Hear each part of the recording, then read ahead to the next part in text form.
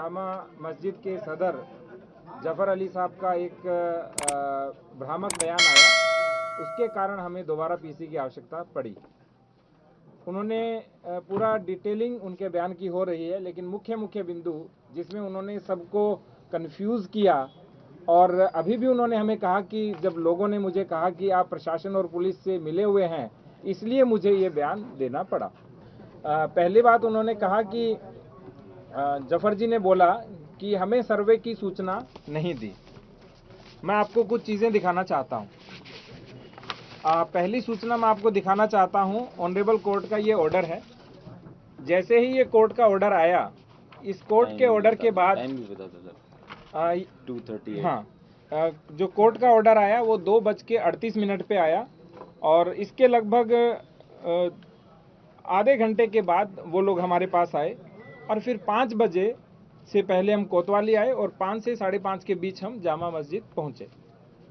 ये कोर्ट का ऑर्डर है, और उन्होंने बोला कि हमें सूचना नहीं दी, जबकि इस कोर्ट के ऑर्डर में बहुत स्पष्ट लिख रखा है कि मैं रमेश सिंह राघव अधिवक्ता को माननीय सिविल जज सीनियर डिवीजन संभल, जिनकी ओर से ये ऑर्डर हुआ था, उन्होंने कहा कि जो सर्वे की कार्रवाई है उसे फोटोग्राफी और वीडियोग्राफी कराकर 29 नवंबर 2024 तक प्रस्तुत करने के लिए नियुक्त करता हूं। और अंत में उन्होंने लिखा कि मैं सभी पक्षकारों को सूचित करता हूं कि सर्वे की शेष कार्रवाई करने हेतु 24 नवंबर 2024 को प्रातःकाल 7 बजे से 11 बजे तक का समय निर्धारित किया जाता है। ये इसलिए उन्होंने बोला क्योंकि 19 तारीख को उन्होंने हमें रात्रि में एक पत्र दिया। वो पत्र ये है जिसमें स्पष्ट लिखा हुआ है कि वहां एक साथ 200 लोग मस्जिद के भीतर उपस्थित हो गए, सायंकाल का समय था, एवं इतने ही व्यक्ति की उपस्थिति में सर्वे का कार्य सुचारू रूप से संपन्न नहीं हो सका। वहां उपस्थित जनप्रतिनिधि एवं अन्य व्यक्तियों द्वारा बार बार सर्वे की प्रक्रिया में अवरोध उत्पन्न किया जा रहा था एवं धमकी दी जा रही थी। अतः भविष्य में पुनः सर्वे की कार्रवाई संपन्न की जाएगी, जिसकी सूचना पृथक से सभी पक्षकारों को उपलब्ध कराई जाएगी, जिससे माननीय न्यायालय का आदेश का अनुपालन हो सके। ये मेरी प्रति थी, और एक कप्तान साहब को इन्होंने प्रति दी थी। इस प्रति के क्रम में ही जो अभी मैंने बोला, 23 तारीख को जैसे जफर साहब ने बोला हमें सूचना नहीं दी, 23 तारीख को 6:15 पे मेरे द्वारा फ़ोन किया गया, लेकिन उन्होंने कहा मेरा स्वास्थ्य सही नहीं है, इसलिए हमने एसडीएम और सीओ को भेजा कि आप एक कॉपी उनको रिसीव कराइए। इससे पहले एडवोकेट कमिश्नर हमारे पास आए और उन्होंने हमें कहा कि मैं जाना चाहता हूं, तो हमने कहा पहले आप कॉपी रिसीव कराइए।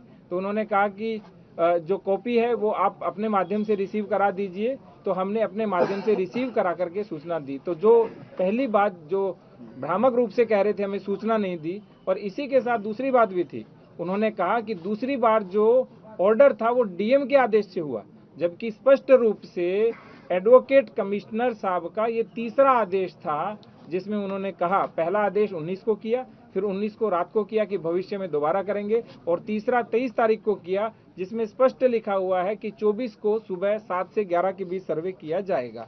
और यही कॉपी अगले दिन सुबह जो उन्होंने कहा कि मेरे से छीन ली गई, वो कॉपी ये है, उनसे छीनी नहीं गई।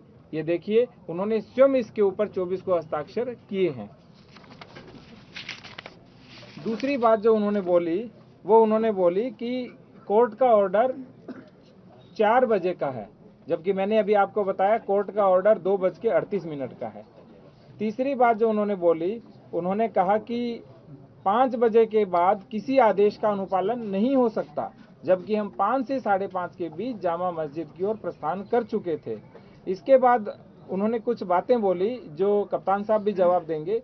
जैसे उन्होंने कहा कि मैंने खुद पुलिस को फायरिंग करते हुए देखा। तो मैं ये पूछना चाहता हूँ जफर साहब से कि क्या वो सर्वे अंदर करवा रहे थे या बाहर फायरिंग देख रहे थे, जबकि वो 10:30 पौने 11 बजे तक तो सर्वे करा रहे थे। और जितनी भी ये घटना कारित हुई मुख्य रूप से वो 10 से लेकर के 11 बजे के बीच हुई थी। इसके बाद जो आगे उन्होंने कहा कि जब उन्होंने जफर साहब ने कहा कि पुलिस असली हथियार चला रही थी अपने। फिर दोबारा उन्होंने कहा पुलिस तमंचे चला रही थी। उसी बयान में जो अभी लाइव इन्होंने दिया, वो तीसरी बार उन्होंने बोला कि मुझे नहीं पता कि पुलिस कौन से हथियार चला रही थी। अगर आप ये वीडियो YouTube पर देख रहे हैं तो हमारे चैनल को सब्सक्राइब कर बेल आइकन दबाएं और Facebook पर देख रहे हैं तो हमारे पेज को लाइक करें। 8 मिलियन प्लस सब्सक्राइबर, आपके इस भरोसे के लिए बहुत धन्यवाद।